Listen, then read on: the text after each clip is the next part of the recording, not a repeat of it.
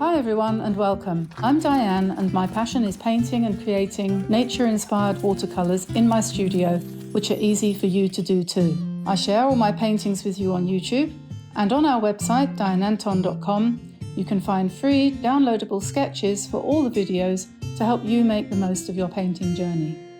And if you'd like a little bit more, we also have channel memberships with loads of perks for you to enjoy. So welcome on board. Click subscribe and turn on notifications, and let's learn to paint watercolour. Hi everyone, Diane here, welcome to my studio. Today I'm going to do what I sometimes call a sort of meditation painting, something relaxing, something not too demanding that's going to just take me down a road to I don't know where. I'm going to use a sheet of the Etchr watercolour paper. This is a block. This means that it is glued all the way around on the outside edges, except for one little section here where you can insert a knife so that you can separate the sheet from the ones below. And the benefit of this is that it means that your paper will stay flat while you're painting it, which is quite beneficial. It means you don't have to tape it. You don't have to use washi tape, don't have to use builder's tape. You don't have to stretch it and use brown tape. It's all very nice and convenient. It's a bit more expensive, but in some ways it's worth it. I'm going to paint a sort of what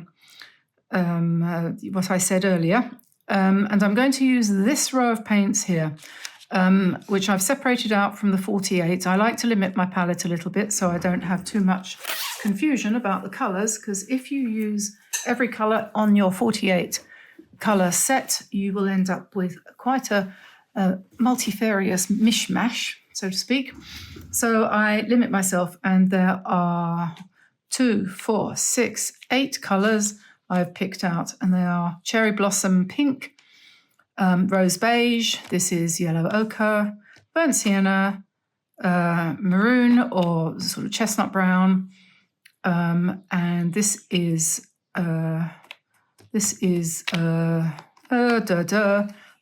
rose madder deep, this is blue grey deep, and this is malachite.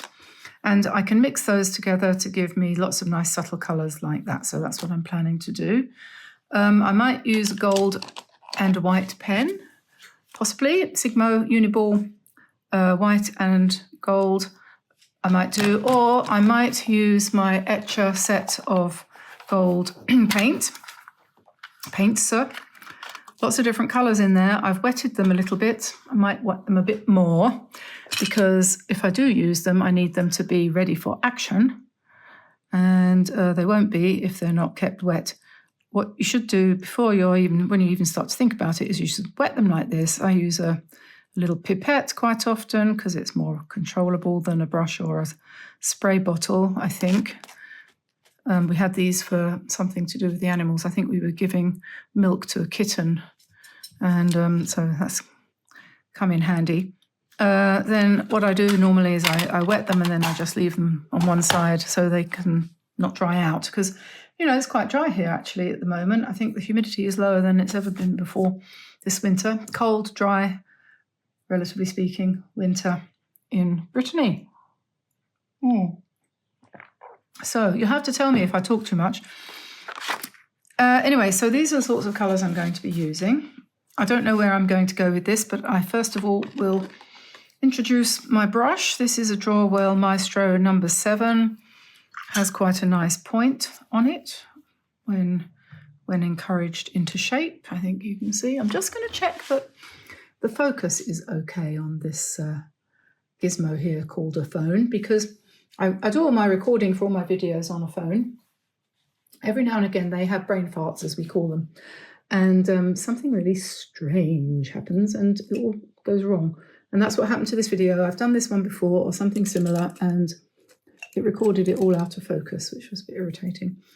I've got a size 3 here too, which I might use, and I'm not sure yet, but I think I probably will start with a bigger brush. So I'm going to reach for my size 12 Princeton Aqua Elite. I'm looking at the top of this brush here. This brush does come to a nice point, It does, but I'm not so sure about the jagged edge that it's been.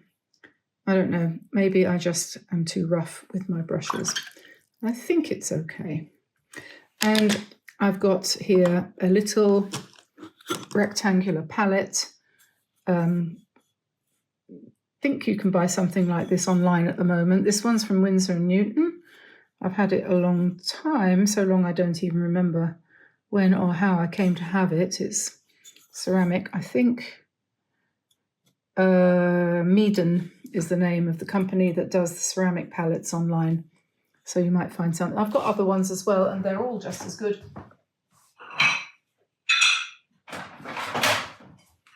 This one's quite nice. This is a Meaden, definitely. I know you can get this online. Nice big spaces. Probably won't need that for this painting. And then there's these sort of flower-shaped ones, which are also nice. But I usually use this one if I haven't already made it dirty, because it can be seen on the screen. If I just give myself a little bit more space, move that there, move that there, put that there. Can do that. That's one way of doing it. Another way is to take out some of these paints and put the palette inside the box. That's something else I've done too. So anyway, enough yakking. I have no idea what this is going to turn out like, so let's get started, shall we? Because the background is going to be the loosest part, we'll start with the biggest brush, and I'm going to put in a kind of neutral set of circles and part circles in the background. Hello, Frankie. And I think I'll probably allow them to overlap, and then once I've done these shapes, I will let it dry. And oops.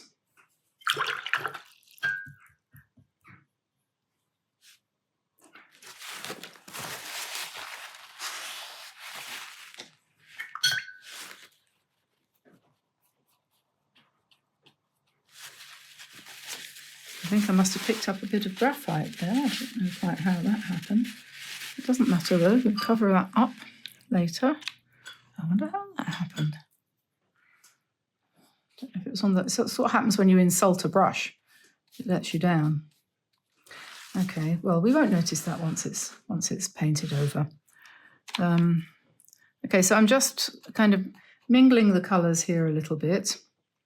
I don't want to make them too dark though, because the background wants to be fairly neutral. And you can do circles or you could do ovals, or any shape you like really.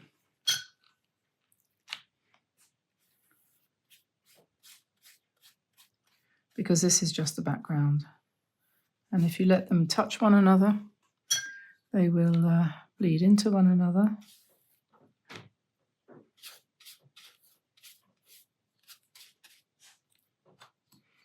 Giving you more interest. It'll all be covered up in the end.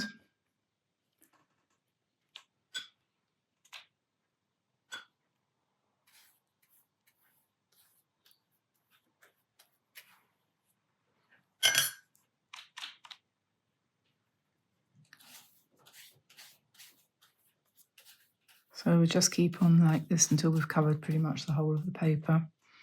I think I'll put one more here, linking those together.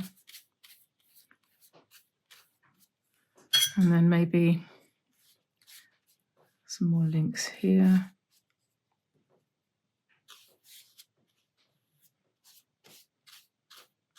If you're the stage in your painting journey where you are still learning how to control paint and water ratios, this is a good experiment. You know,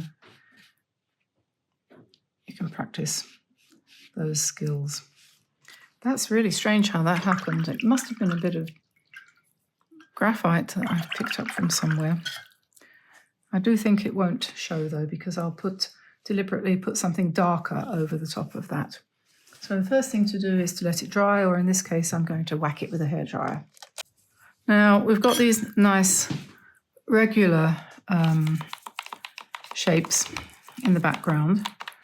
So what I'm thinking I might do now is, especially because we've got this problem here, I'm going to pick up some, this is blue-grey deep, and I'm just going to put in some dark areas. So cover up that splosh, take that to the edge, I think. And you know, it's very difficult to make completely irregular shapes. Have you noticed that? So we'll add a bit more in there, and we'll say, Kuretake, please be opaque. But we can also, of course, put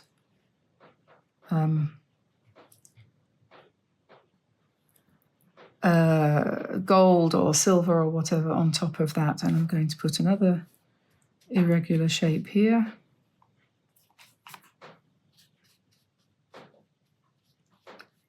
While you're doing this, you're not doing anything, you're not trying to create anything, you're not trying to make anything look like anything.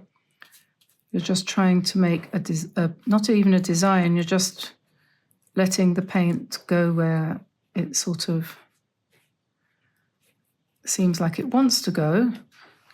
And if anything, trying to avoid making it look like something. You know, you don't want something to look like a mouth or a face or anything like that. So it's just, you know, it's another exercise in letting go. And we'll put one down here, I think. Letting go of control.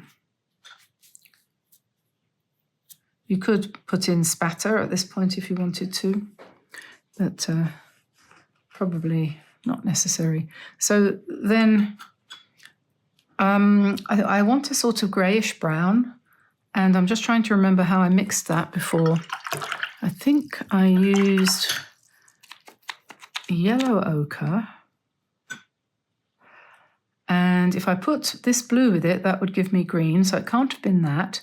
It must have been burnt sienna with a little bit of blue. So those two colours together, I think, and a bit of blue, that's it. A nice neutral sludgy colour. And we could put that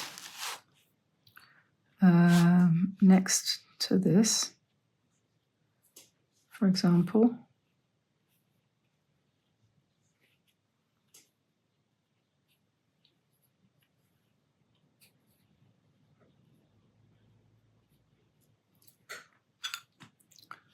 And here,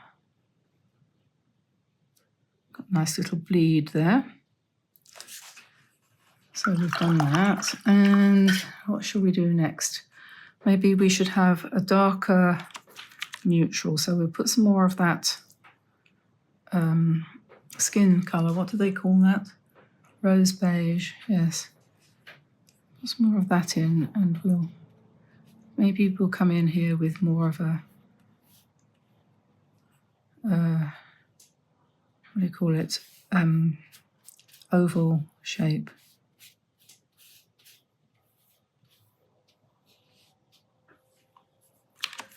A bit more of that, a bit of that, perhaps. This rose beige is a very useful colour. Makes quite a nice pink when mixed with other things, and this is burnt sienna and rose beige, rose beige, that's it.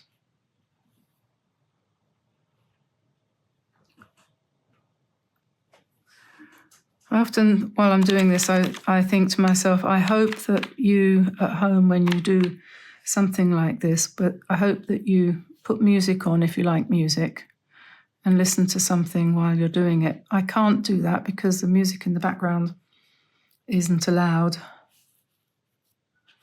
because it's not copyright. I suppose I could play some of the Epidemic Sound music in the background, actually. That's a good point. But, okay, I'm going to put a darker burnt sienna circle in here. maybe one up here. And then I think that's probably going to be enough for the background. And it is quite nice where it goes over the other colours, where you just kind of paint over and you get this.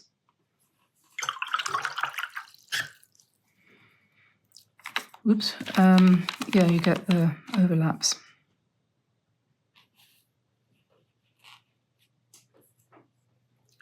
Maybe just a little bit of blue here, perhaps. That might turn out to be a bad judgment, but we'll see. And now I'm going to dry it, and then we'll come in with the next layer. Now I'm going to mix some burnt sienna with some red, like that, and I'm going to mix it really loosely. And then I'm going to paint in some large circular leaves.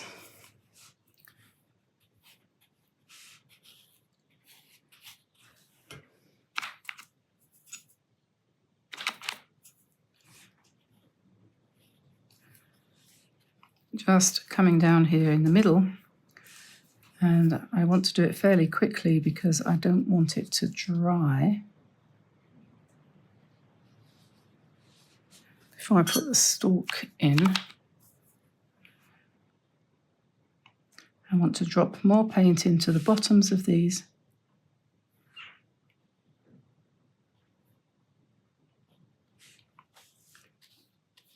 And then join the leaves to the center vein, center stalk rather.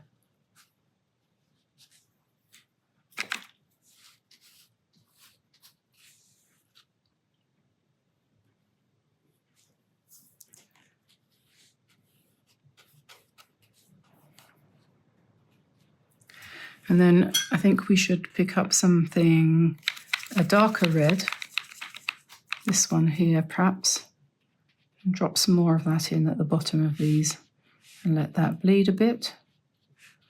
And then we'll do our great trick with the scratchy thing. You can use a cut-up credit card or one of these pens or whatever you have handy to draw center veins. When you scratch into wet paint, usually it goes darker. You scratch into it when it's a little bit drier, it'll go lighter. So we can try both out here. And then we have slightly lighter, and there we have darker.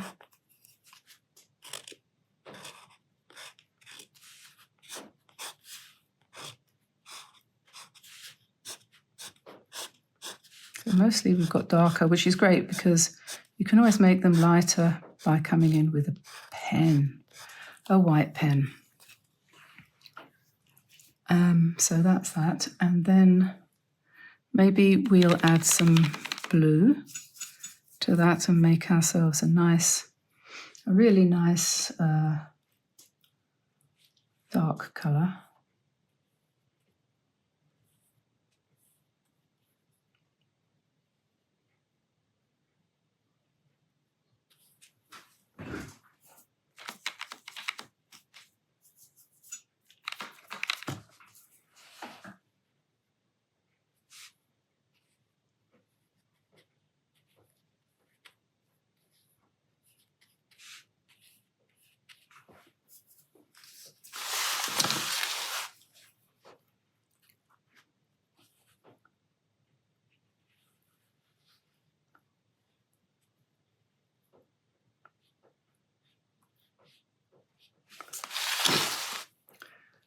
And just shape this up a little bit more. This paper is quite good, but it does suck the paint in quite a lot. I'm more and more tending towards using the Canson. I recommend you give that a try. I've just ordered, and it should come today actually, come to think of it, a bigger sketchbook. You know, I've got the small sketchbook, Canson one. I'm going to mix that in with that to make a lilac-y colour. And then I'm going to do, first of all, I'm going to do the stem first, because you've got different options. you know, how you do this. And then we can just put smaller leaves, attach them to the stem like that.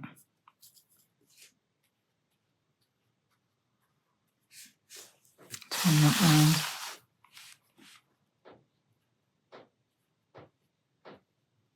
Yeah, I've ordered another 8x5, the small one, and or whatever size that is, and one that's A4, which is like 10x12, that kind of size.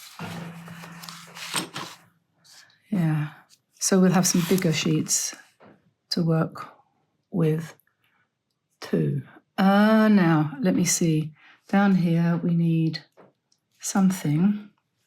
I think perhaps we might just need some circles.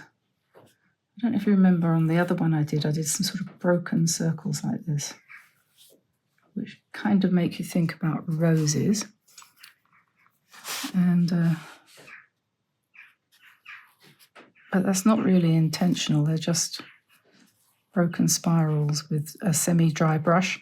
That's called, what's that called? Scumbling, when you get that effect of a brush that's not got much water in it. Okay, so having got this far, I'm going to now pause with the colour, and let me just put my gold paints here. I never use all the colours here because there's too many. I don't need all of that. I'm thinking of getting a bottle of the Schminker gold powder, which you can mix with water, and it mixes up to a really bright gold, which I think would be lovely, actually. So I'm thinking about getting some of that if I can save up enough pennies. So now I'm going to come in with the gold and try and make it nice and intense.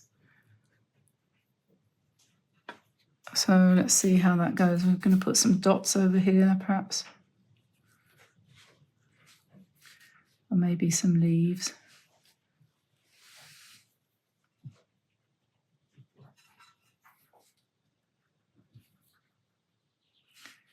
It's really quite fun painting with gold.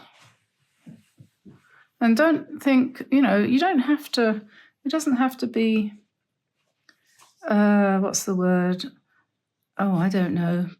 What is the word I'm looking for? Perfect, is it? It doesn't have to be. It can be rough-edged like that. It can be more than one shade of gold. Be free. Be free. Free as a bird. And maybe we'll put gold veins in here.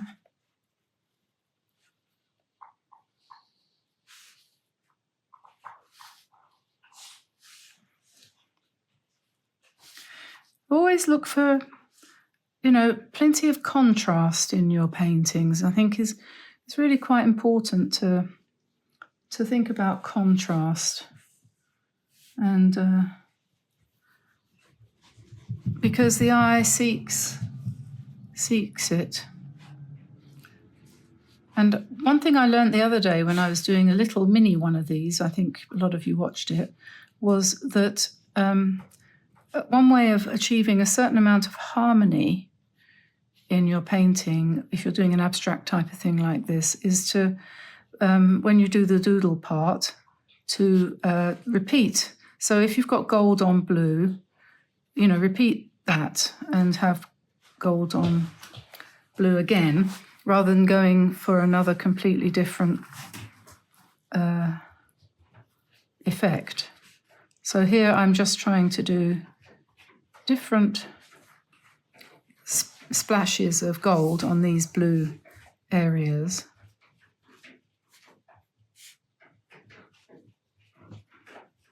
All with dots, so they're all basically similar, but not quite the same. If you can hear that tippy-tappy noise in the distance up there, that is a bird. That is a bird on the roof. I want to join these up here, some of them. So I'm going to use a cheat sheet. Going to do with a pen,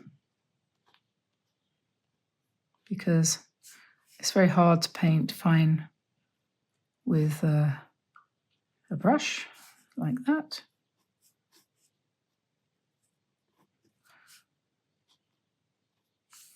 We do like that.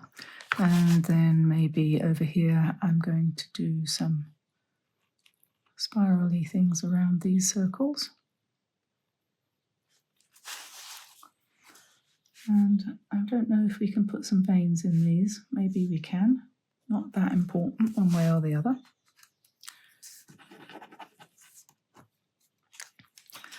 Okay, and so what shall we do next?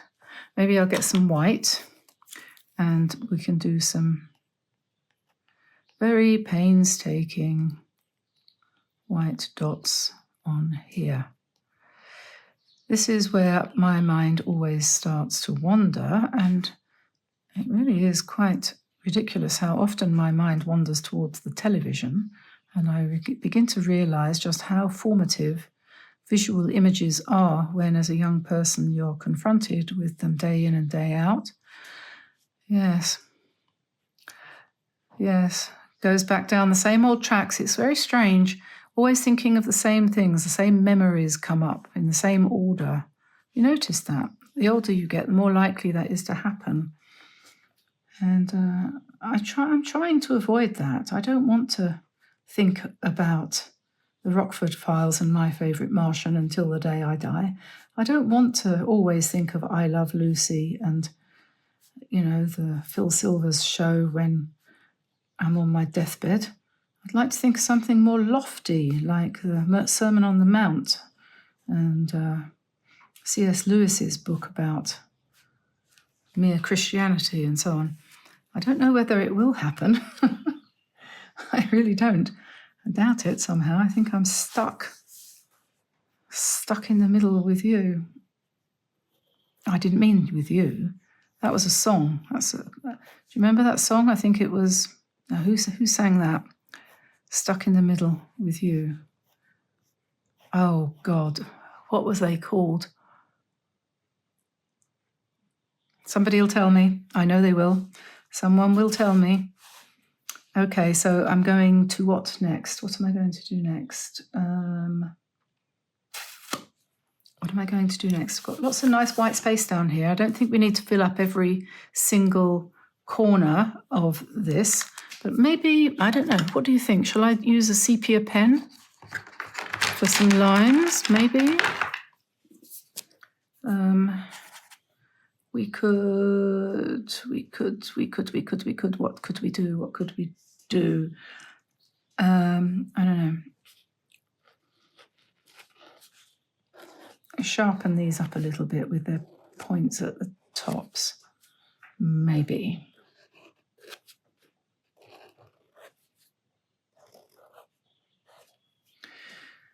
And maybe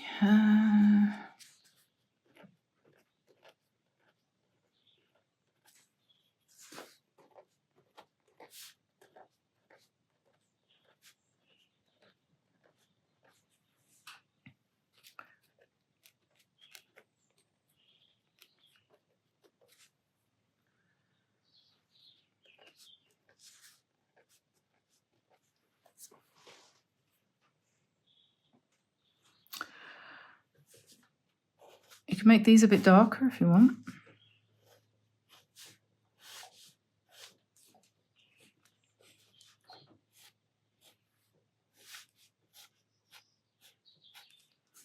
That might be something that you could do. There must be 100,000 different ways that you could embellish this. And I think I'm going to put some circles down here.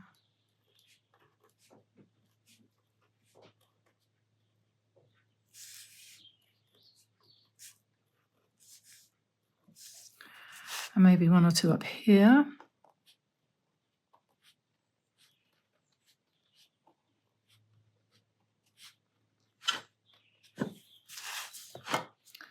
And then maybe something in here, perhaps. Just some little dots, something like that. Does that help?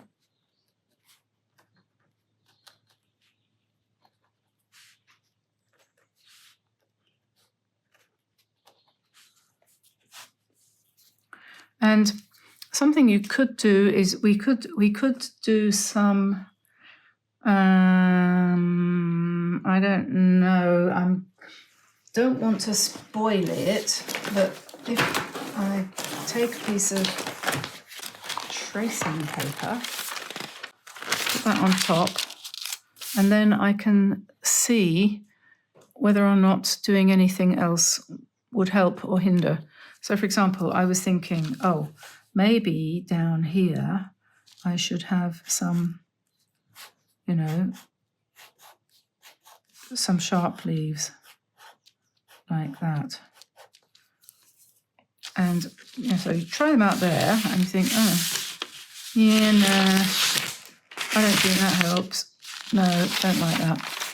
And you can do that. And I think that's really helpful, actually. What I do think it might need is something really quite faint in the background. And I'm sort of thinking maybe coloured pencil. Maybe a light coloured pencil. Oh, I know. In my drawer here, I have got some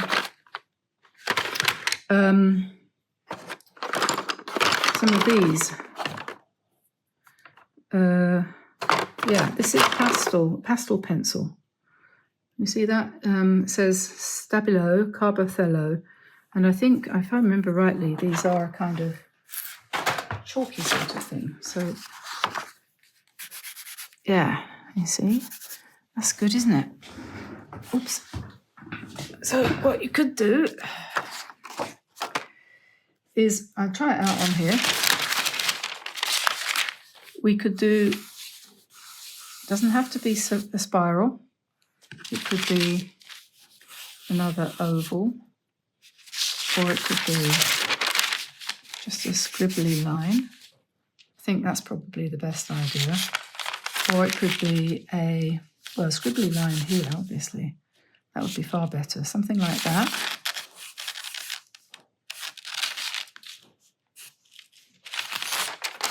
And up here we could have, sorry about the noise, a sort of something like that maybe. Or maybe we should just stick with the scribbles. Perhaps we'll put another one of those over here, perhaps there.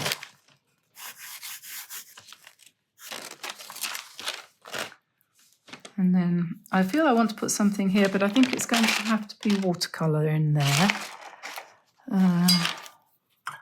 So let's put something pink.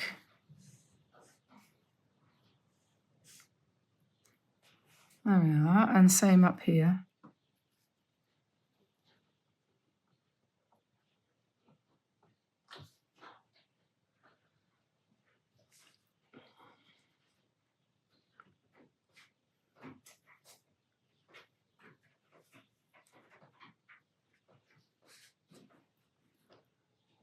Okay, and then maybe a small oval there. Needs to be a little bit bigger.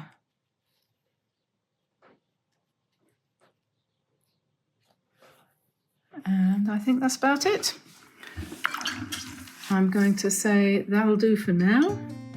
That'll do for today. I might do a little bit more on it in a minute, but yeah, I probably could do with a bit more kind of gold up there, so I might do that before you see it in the final picture, in the thumbnail. It might have 1 or 2 extra bits on, but I've run out of time. I said I would do this in 40 minutes, and lo and behold, 40 minutes is up, so I will say goodbye.